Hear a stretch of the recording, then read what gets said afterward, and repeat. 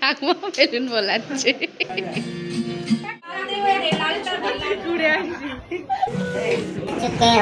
Birthday वाला नाटक क्यों भाई?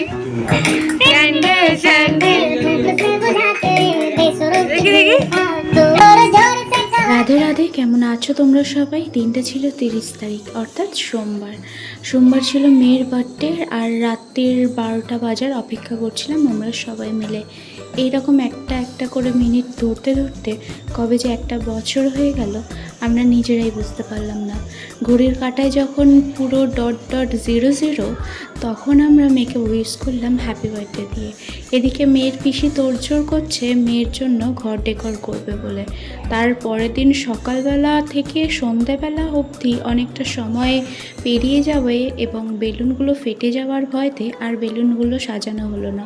ভাবলাম যে তার পরের দিনেই বিকেলবেলা করে যখন লোক আসবে তার আগে সাজিয়ে নেব। কিন্তু রাত 12টা এদিকে পিসি ধরেছে কেক কাটবো বলে, তাই জন্য রনিকে আগে দিয়ে বললাম যে একটা ছোট হলেও কেক নিয়ে আসবে। এদিকে রাত পেরিয়ে গেল, রাত্রিবেলা সেলিব্রেশন করেছিলাম ছোটোর মধ্যে হলেও বেশ মজা লাগছিল। সকালটা আজকে অন্যরকম ছিল। আর জানো তো, আগের বছরের দিনের কথা ভাবছিলাম এই রকম সময় হসপিটালের বেডে আমি শুয়ে আছি মেয়েকে পাশে নিয়ে। আজ একটা বছর পূর্ণ হয়ে গেল কিভাবে নিজেরাই বুঝতে পারছি না। আর আজকে দেখো বাবার পাশে বসে কি সুন্দর আদর খাচ্ছে। পায়ে নুপুরটা বড় হওয়াতে সুতো দিয়ে বেঁধে দিচ্ছিলাম। এদিকে মেয়ের খাবার তৈরি করে মেয়েকে খুঁজে বেড়াচ্ছি মেয়েকে খাওয়াবো বলে। এদিকে দাদা আর ঠাম্মার খুব আদরের নাতনি বলে কথা, তাদের কাছে আদর খেয়েই তার দিন কাটছে না। তারপরে মেয়েকে কোলে জোরজবস্তি ধরে নিয়ে ব্যালকনিতে পাখি দেখিয়ে গাছ দেখিয়ে খাবার চেষ্টা করছি। ওকে খাওয়াতে গেলে জানো তো ঘন্টাখানেক কেটে যায়। আমার আগে প্রথম বিরক্ত লাগতো, কিন্তু এখন অভ্যেস হয়ে গিয়েছে। এখন ভাবি যে মেয়েটা পেটটা ভরে খেলেই আমার শান্তি। এদিকে দিদুন বসে গিয়েছে সমস্ত কুটনো কাটার জন্য, আর এইদিকে আমার শাশুড়ি মা রান্নার তোড়জোড় করছে। শাশুড়ি মা 5 রকম ভাজা, ভাত, পায়েস এগুলো করেছিল, আর আম্মাকে বলেছিল মাছটা কুনি করতে। এইদিকে আমি বসিয়েছিলাম মাছ ভাজা। এদিকে পাবদা আর এদিকে কাতলা, দই কাতলা করব আর পাবদাটাকে সর্ষে দিয়ে করবো। বেশ মজাই হচ্ছিল, সবাই মিলে একসাথে খাবো, মজা করব। তারপরে রান্নাবান্না শেষ করার পরে মেয়ের তোড়জোড় করলাম জলে, মানে স্নানের। একটুখানি দুধ আর একটু গোলাপের পাপড়ি, একটু তুলসী পাতা, একটু দুব্ব দিয়ে, মানে আমার গোপালকে যেইভাবে স্নান করাই সেইভাবেই ভাবলাম মেয়েকে একটু স্নান করাবো। তো সেরকমভাবেই ডেকর করলাম। আর এদিক থেকে শাশুড়ি মাও বেশ মজা পাচ্ছিল জানো তো। আমরা গেলে উনিও খুব বেশি মজায় থাকে, কিন্তু কি করবো বলো তো, এইদিকে আসতে হয়। যেহেতু ওইদিকেও একটা ঘর এইদিকেও একটা ঘর, দুদিকেই সামাল দিতে মানে বেশ আমারও মন চাইলেও আমি থাকতে পারি না। কারণ ছোট ঘরে গোপাল আছে, প্লাস এইদিকে ফ্ল্যাটেরও কিছু দায়িত্ব থাকে আমার উপরে। তার জন্য আর ইচ্ছা হলেও সেদিকে আর থাকা হয় না। এখন হচ্ছে স্নানের পর্ব, ঠিক আছে? ঘরে রান্না বান্না সব কমপ্লিট, যেটা করেছে আমার শাশুড়ি মা। আর এইদিকে আমি মেয়েকে রেডি করেছি চান করার জন্য। এটা হচ্ছে পিসির ওড়না, যেটাও শাড়ি পরে পরে নিয়েছে। চলো এখন আমার মা যাবে স্নান, বাবা যাচ্ছে টাওয়াল নিয়ে। চলো একটু ছবি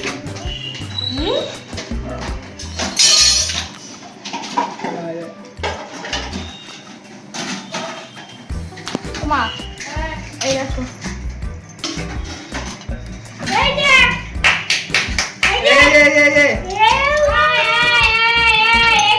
এই যে টাকা আমার দিকে।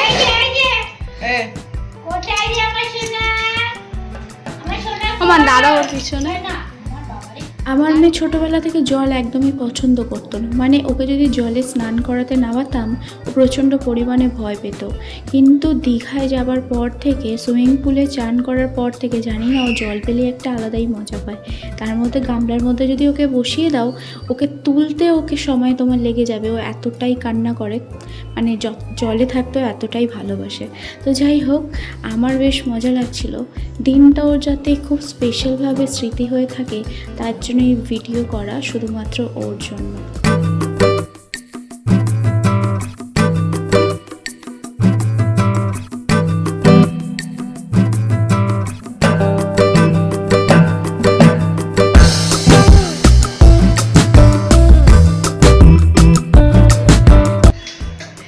হয়েছে তোর স্নান হয়েছে?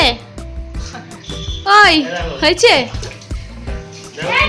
এর জন্মদিনে সাজিয়ে খাওয়াবো বলে মাটির থালাবাটি গ্লাস দুপুরবেলার জন্য এনেছিলাম, কিন্তু ওকে সেরকমভাবে আর খাওয়াইনি। নর্মাল থালাবাটি গ্লাসেই ওকে ভাত 5 রকম ভাজা মাছ খাইয়েছিলাম, কেন ননদ ছিল না আর ঘরটা কেমন যেন একটু খালি খালি লাগছিল।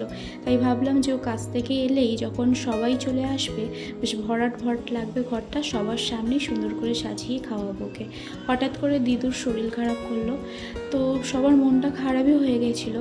ভাবছিলাম জন্মদিনটা ক্যান্সেল করে দিই। তারপরে আবার দিদুর শরীরটা ঠিকঠাক হওয়াতে তারপরে বসলাম ঘর সাজাতে। এটা হলো আমার বড় মামার বড় মেয়ে, অর্থাৎ আমার আরেকটা ননদ, সে আর আমি মিলে বসলাম ঘর সাজাতে। এবার বের করছি যেই জিনিসগুলো কিনে এনেছি। রনি অনেকটা আসতে দেরি করছিল, তার জন্য আমি বললাম যে চলো আমরা দুজন মিলেই যতটা পারি যতক্ষণ পারি সাজাই, তারপরে ওরা এলে না হয় ওরাই সাজাবে। তো ও বললো চলো, না হলে অনেক লোকজন যখন চলে আসবে তখন অনেকটা দেরি হয়ে যাবে। তাই আমি আর ও বসে গেলাম সাজাতে। এদিকে ও ফোলাচ্ছে আর আমিও বেলুন ফোলাচ্ছি, তার সাথে সাথে আমার মেয়েও আমাদের সাথে তালে তালে দিচ্ছে। তোমার কি মজা হচ্ছে? তোমার কি মজা হচ্ছে মা? তোমার কি মজা হচ্ছে? দাও একটা বেলুন ফুলিয়ে দেখাও। এনো এনো একটা বেলুন ফোলাও, ফোলাও একটা বেলুন ফোলাও।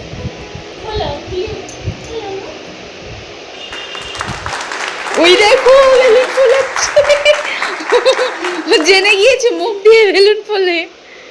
এটা মুখে দেয় না মা, এটা চামড়া, এটা চামড়া, মুখে দেয় না। তুমি আর একটু বড় হও তখন তুমি ফোলাবে। যা, পা দিয়ে জুতোই টেনে খুলে দিয়েছে। খোল, রাতে পড়বি।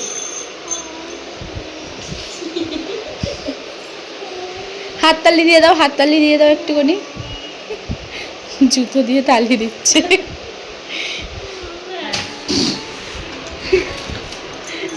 একবার করে বেলুন ফোলাচ্ছি, একবার করে মেয়ের সাথে খেলছি, আর আমরা ছোটবেলায় যেই মজাগুলো করতাম সেইগুলো মাঝে মাঝে করছি। বেশ মজা হচ্ছিল। প্রেশার নিয়ে এসছে।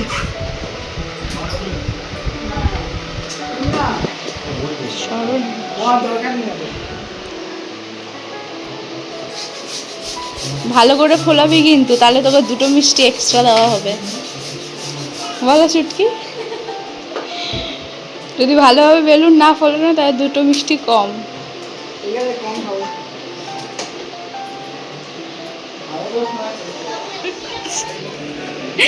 নাতনির জন্মদিনে ঠাকুমাও বাদ নেই, ঠাকুমা বেলুন ফোলাচ্ছে।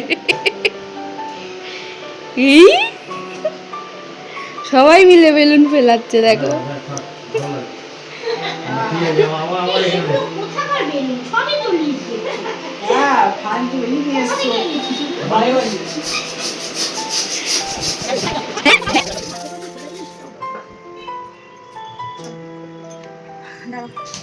তোমাদের সাথে শেয়ার করি আমার মেয়ের বার্থডের জন্য যে জিনিসগুলো আমি হাতে তৈরি করেছি। সেটা হচ্ছে এই জামাটা, আর একটা হচ্ছে এই স্কার্টটা, এটা হাতে তৈরি করা, আর এটা হচ্ছে ওর জন্য হেয়ার ব্যান্ড, এটা যেটা হাতে তৈরি করি। আর একটা হচ্ছে এই জামাটা, যেটা ও কাটিং করবে, যেটা এই কালারটা আমার বেশি পছন্দ লেগেছে, হচ্ছে আমি নিজেই করি না। আর একটা হচ্ছে এই অ্যাকশনটা, যেটা আমি হাতে তৈরি করেছি মেয়ের জন্য। এখানে লেখা আছে শুভ জন্মদিন আমার ছোট্ট রানীমা।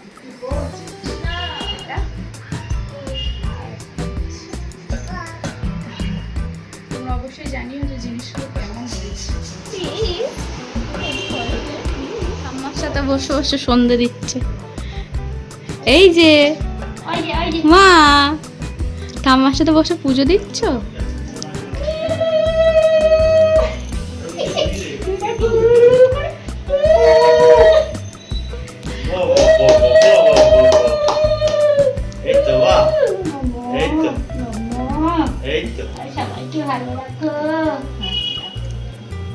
মা 2 হাত তুলে হরি বল করে দাও মা। দাদা এলে দেখাবি স্মরণীয়। এরপর চলে এসেছিল কেক, আর কেকটা না আমাদের সকলের খুব পছন্দ হয়েছে। ঠিক মনে হচ্ছিল আবার মেয়ে পুরো পুতুল, সেটাই যেন একটু বসে আছে। আর বড় হলে আমরা এটাই বলছিলাম ওর মতনই দেখতে হবে, ঠিক এই রকমই। 2 তলা 2 পাউন্ডের এত সুন্দর ডেকোর করেছে, দারুণ দারুণ।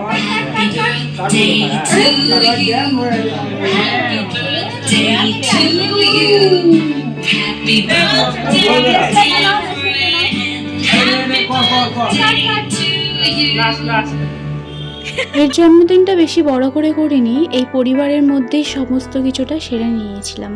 একে একে সবাই আসা চালু করছিল। এই আমার 2টো মামা শ্বশুর বাড়ি, আমার বাপের বাড়ি, আর রনির কিছু বন্ধু বান্ধব। অন্নপ্রাশনটা যেহেতু একটু বড় করে দেওয়া হয়েছে, তাই জন্য 1 বছরের জন্মদিনটা সবাই মিলে ঠিক করেছি যে ছোট করেই দেওয়া হবে, 5 বছরেরটা দেখা যাবে। তো কেকটা না ঠিক আমার মেয়ের ড্রেসের কালার যেই কালার, সেই কালারেরই জামাটা মানে কেকটা অর্ডার দেওয়া হয়েছিল। পরে এই রিবনটা ওকে পরাতে আমার যে ঠিক কতটা সময় লেগেছিল সে একমাত্র আমিই জানি। মানে ওকে সাজাতে না মোটেও সাজতে চায় না, মাথায় না ক্লিপ দেয় না গার্ডার দেয়, যেটুকুনি দিই সবটাই টেনে টুটে খুলে ফেলে দেয়। আর চুলটা যেহেতু অনেকটাই ছোট, ওর গার্ডারগুলো খুলতেও অনেকটা ওর সুবিধা হয়। তো এই রিবনটা দেখো আমি কতটা কষ্টে ঠিক আমি ওকে পরিয়েছি।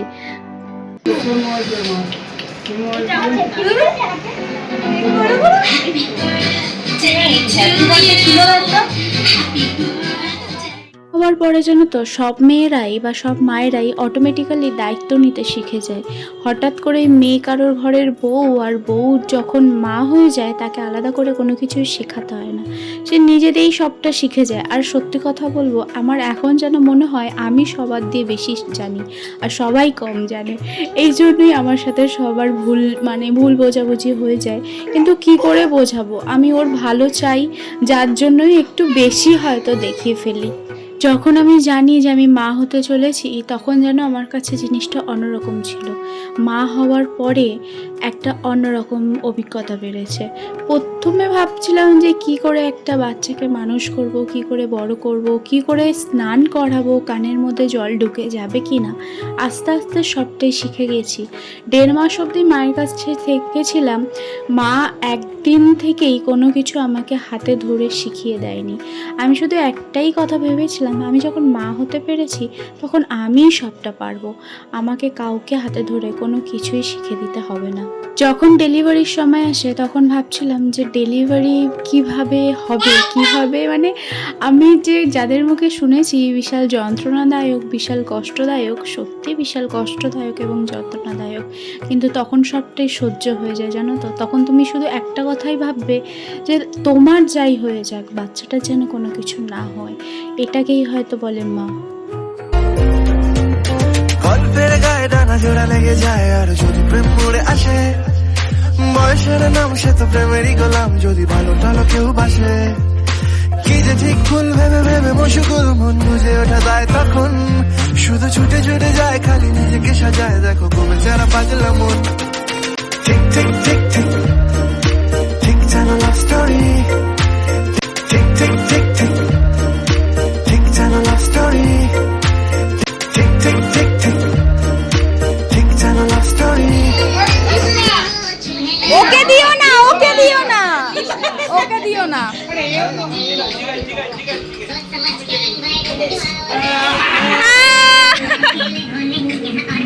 কিছু বুঝতেই পারছে না কে কে পড়বে কিছু মানে পারবো না এমনি করে।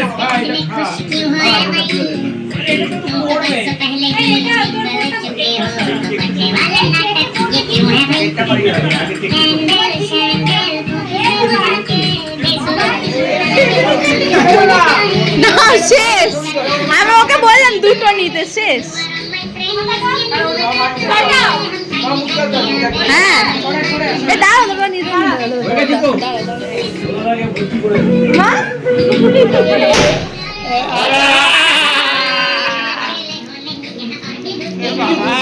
এইটা হলো গোলাপের পাপড়ি। কিছু কিছু কথা বসে আছে ভিজে, মিছি মিছি ব্যথা হয়ে নিজে নিজে, ঝরে যাওয়া পাতা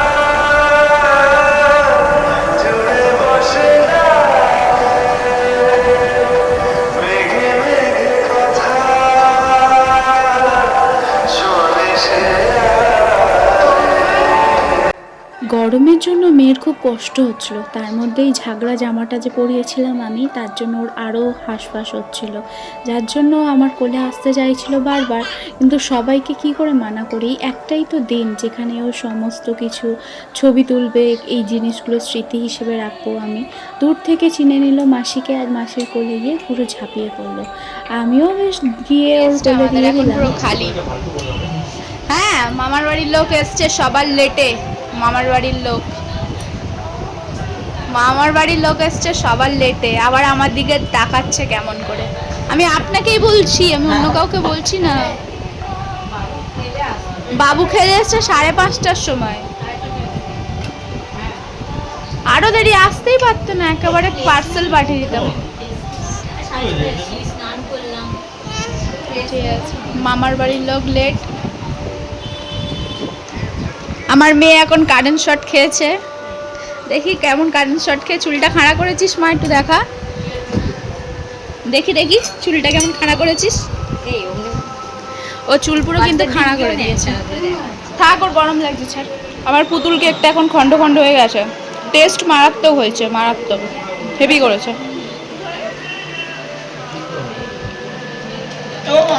পুতুল এখন ঘুমিয়ে গেছে। আর এখানে হচ্ছে 5, 6, 7, 9, যা করছে 10, 11, এই 12, 13, তারপরে এগুলো সাজবে, কেক কাটিংয়ের পরে এবার থালার মেনু সাজানোর পালা। এই সবটাই ছিল দুপুরের মেনু ওর জন্য, যেটা ওর জন্য আগে থাকতে তুলে রেখে তারপরে আমরা সবাই মিলে খেয়েছিলাম। রাতে ফ্রাইড রাইস, চিলি চিকেন, চাটনি, মিষ্টি, পাঁপড় ছিল, কিন্তু এইগুলো ওর জন্য দুপুরবেলা যেহেতু ঘরে কেউ ছিল না, যার জন্য আর থালাটা ওর জন্য আলাদা করে সাজাইনি। এটা খুব শর্ট টাইমে প্ল্যানিং, যার জন্য মাটির থালাতে ডিজাইন করতে ইচ্ছা হলেও আর ডিজাইন করে উঠতে পারিনি।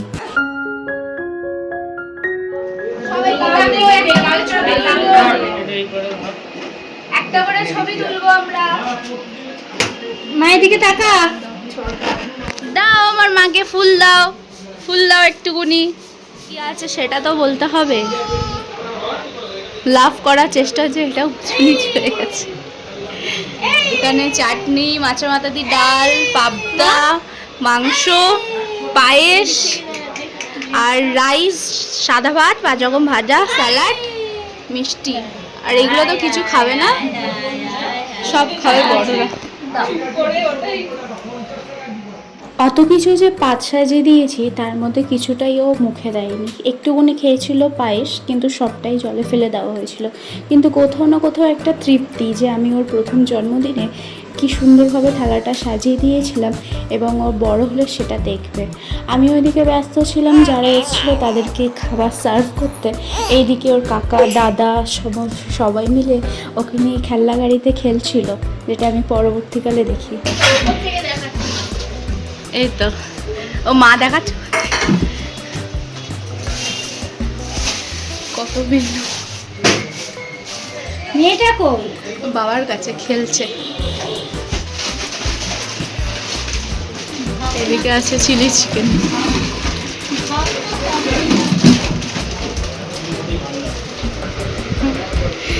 সবার আগে খেতে বসে সবার লাস্ট।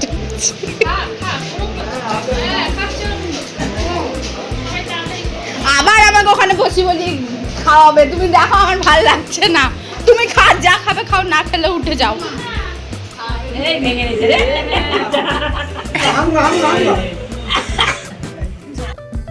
এমন করেই কাটলো আমার মেয়ের প্রথম বছরের জন্মদিনটা। দিনটা আমার কাছে সারা জীবন স্মৃতি হয়ে থেকে যাবে।